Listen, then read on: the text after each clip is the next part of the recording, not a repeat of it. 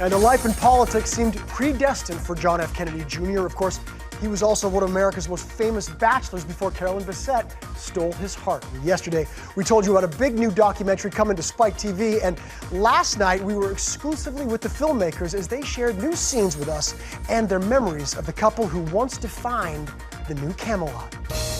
She was quirky, she was a bohemian, maybe a bit gypsy, and John was a free spirit.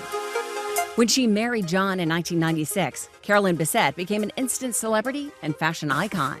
How would you describe John and Carolyn's relationship? What were they like as a couple?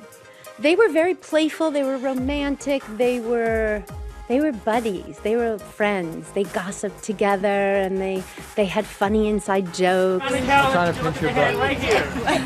Look at the birdie. E.T. saw just how playful they could be. Rarely speaking to the media, she joked with us about mingling with good-looking men at a charity dinner. I think it's sort of fabulous. I hope they're all sitting with me. The new Spike TV documentary, I Am JFK Jr., uncovers many stories about John's life, including how this first iconic cover of his magazine, George, came about. For me, it wasn't meeting the little boy saluting the casket. I think for my mother, it would have been that. For me, it was like, he's like a hot New York bachelor.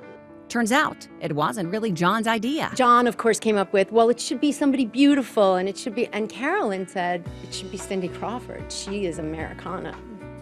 You know, his tentacles of love, it reaches out from the grave. It's still here now.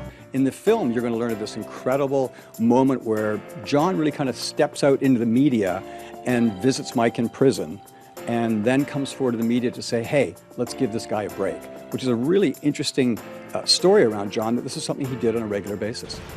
John, Carolyn, and her sister, Lauren Bessette, perished in that plane crash on July 16, 1999. John's longtime friend, Brian Steele, had a vision for the Kennedys if their aircraft had not gone down off the coast of Martha's Vineyard. If John and Carolyn were alive today, what do you think they would be doing? He would have run for president, the country would love him, and then obviously Carolyn would be, in theory, the First Lady. You know, he loved children. I think he would have been a fantastic father. So, I mean, you know, I think there would have been little Kennedys running around. Amazing to think what would have been. Yeah, could you imagine? Now, Camelot is not really gone. Sister Caroline is ambassador to Japan, and her son, John Schlossberg, looks just like his uncle, John Jr., and he's a Yale grad, and I might say that he said that he'd like to pursue politics. It's going to be interesting to see if that happens. Yeah.